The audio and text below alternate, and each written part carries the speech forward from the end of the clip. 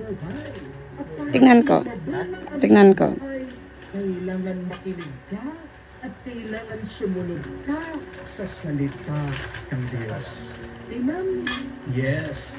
Reflective experience is the best teacher. But do not forget that Christ is the divine teacher. You may have all of the best things in life, but without the divinity of God, those best things do not have any value. Kung matututo ka sa iyong karanasan, gaganda ang iyong buhay. Pero kung matututo ka naman kay Kristo, magkakaroon ng milagro ang buhay mo. Kaya nga, mag-ingat tayo. Kasi kung hindi tayo makikinig kay Kristo, mabibigo at mabibigo tayo. If you fail to Sige lang, salina mo na lang ako saglit. you will go home empty-handed.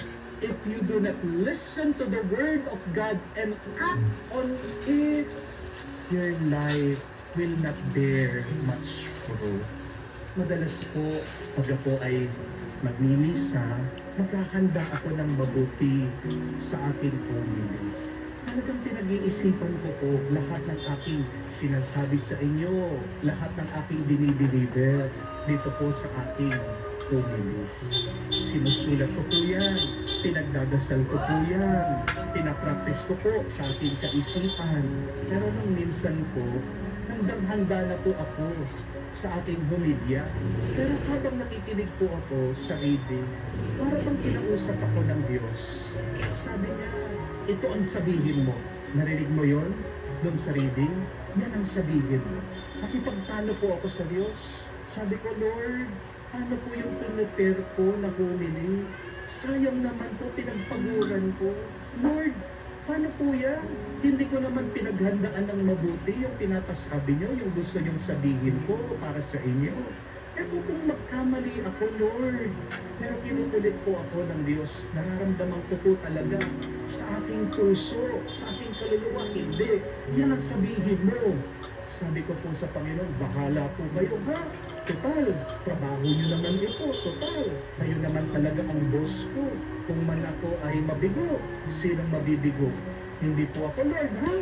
Kaya nga po, kahit na hindi ako naghanda, I was very hesitant. I delivered the homily that God wanted me to give. Alam niyo po, habang nagsasalita ako, habang sinasabi ko, pinipreach ko, itong homily, hindi po ako komportable. Feeling ko po, alat ako, sabog ako, hindi ko po maintindihan yung aking sinasabi, hindi po talaga ako masaya. Pero alam niyo po, pagkatapos ng misa, meron pong isang lumapit Sarap po kita mo, ang dami. na nagsimula. Sabi niya, Father, thank you for that homily. Sapul na sapul po yung sinabi niyo. Saktong-sakto po sa akin. Father, salamat po.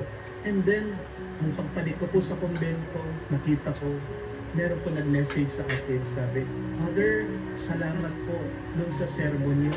Parang, alam niyo po yung sitwasyon. Parang nangungusap po kayo sa akin. Parang akong kinakausap niyo. Salamat po. And it is then that I realize God has a good reason why He changed my homily. Why God guided me to say that homily. See, God told me, just follow my word. There is a good reason for it. Because